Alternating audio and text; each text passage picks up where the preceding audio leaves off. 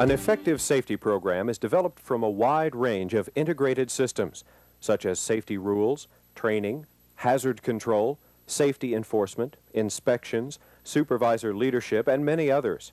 Accident investigation is a fundamental and integral part of every good safety program. The major problem in accident investigation is the care and effort that must be devoted by supervisors in conducting investigations and completing required information on the reports.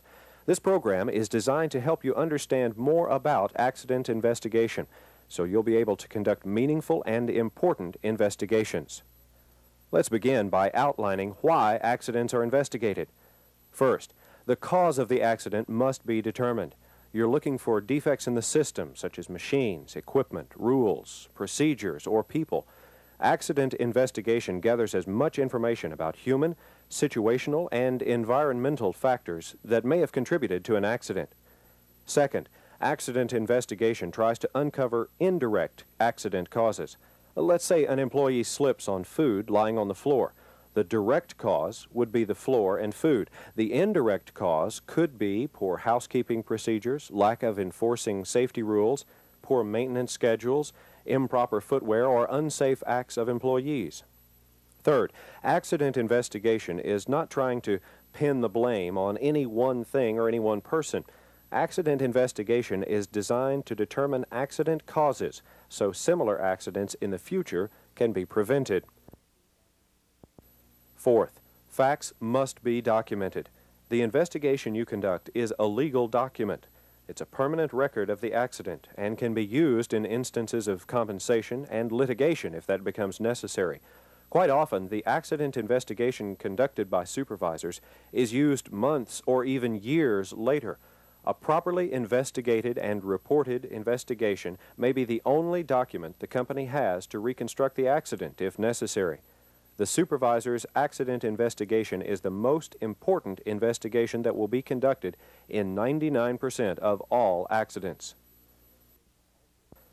Fifth, accident investigation also provides information on accident costs, not only direct costs for medical and compensation, but indirect costs of accidents.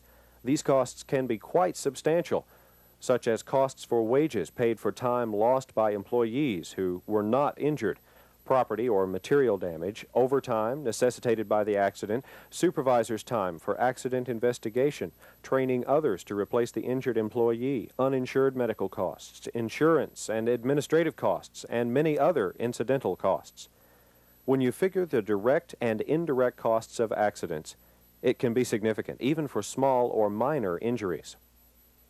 Sixth, accident investigation also promotes safety. Psychological and material benefits. If an organization is interested in safety, demonstrated by complete and thorough investigation of all accidents, that's what will occur.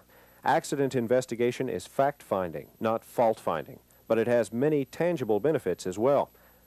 The best time to conduct an investigation is as quickly after an incident has occurred as possible.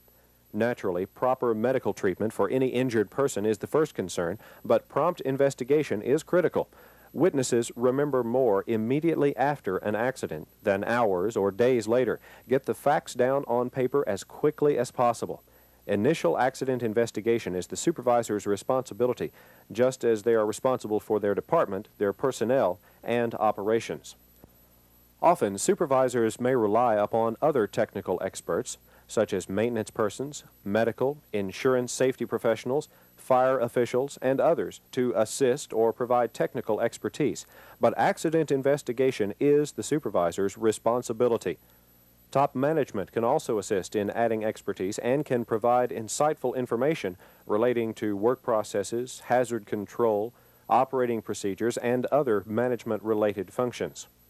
Okay, you know accident investigation is your responsibility, but what are you looking for? The questions to ask yourself are who, what, when, where, how, and why. Let's be more specific. What was the employee doing at the time of the accident? Was he or she performing an assigned task? Was he or she helping another employee? Was the task authorized? Was the employee trained, qualified, or familiar with the job? Were proper tools, equipment, and personal protective equipment being used? What action could have prevented the accident? Of course, these are only a few of the questions to be answered in an investigation, but they give you an idea how to proceed in your fact-finding mission. You'll need to conduct interviews of witnesses and the employees involved in the accident.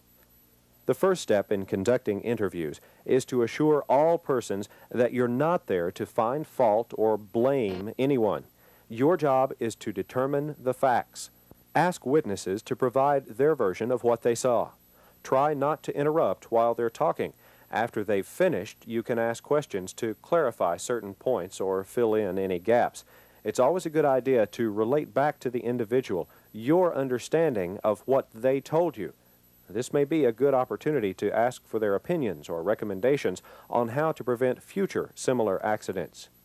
Your most important rule to remember is to gather the facts as you find them or facts as told to you by witnesses. Don't add in your opinion on the report until such time as the report asks for your opinion. Your goal is to determine the facts surrounding the accident. Another important safety rule is to think about safety during the investigation.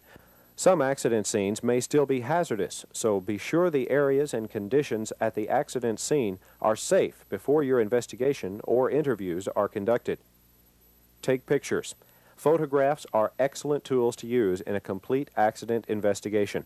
Simple photos of the floor surface or other areas is extremely important, particularly if additional investigations may be conducted, or you have to explain your report days, weeks, months, or even years later.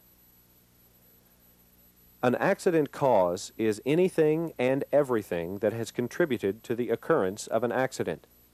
The two most direct sources of accident causes are as follows.